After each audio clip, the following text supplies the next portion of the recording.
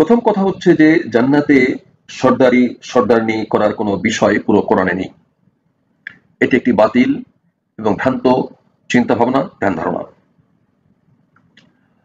দ্বিতীয়ত হচ্ছে যে সকল নারীদের তিনি সেরা হবেন এমন গুরুত্বপূর্ণ কথা কোরআনে তো নেই, এমনকি তার নামের উল্লেখও নেই।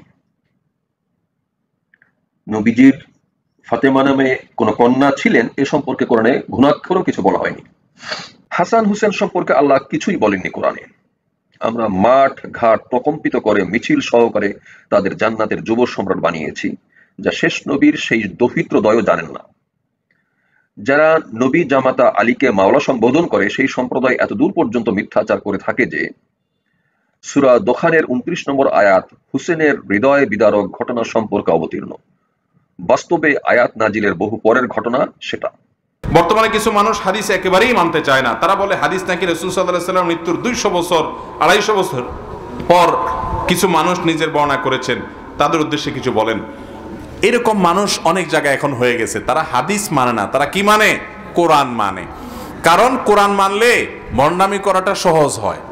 শুধু কোরআন মানলে, হাদিস অস্বীকার করে শুধু কোরআন মানলে ভণ্ডামি করা কি হয়? কারণ কোরআনে আল্লাহ তাআলা বলছেন নামাজ পড়ো। কিভাবে পড়ো আল্লাহ আর বলে নাই। তাহলে এবার ঘুরে ফেরা একটু পাগলামি করে কোন রকম বলা যায় যে নামাজ হয়ে গেছে, ঠিক না ভাই? ঠিক।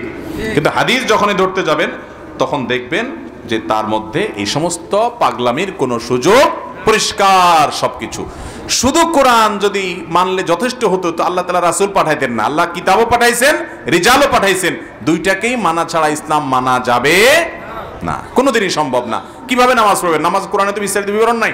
অবশ্যই রাসূলের অনুসরণ করতে আল্লাহ রাসূল সাল্লাল্লাহু আলাইহি সাল্লামকে বলেছেন তোমার প্রতি কোরআন নাজিল হয়েছে কেন?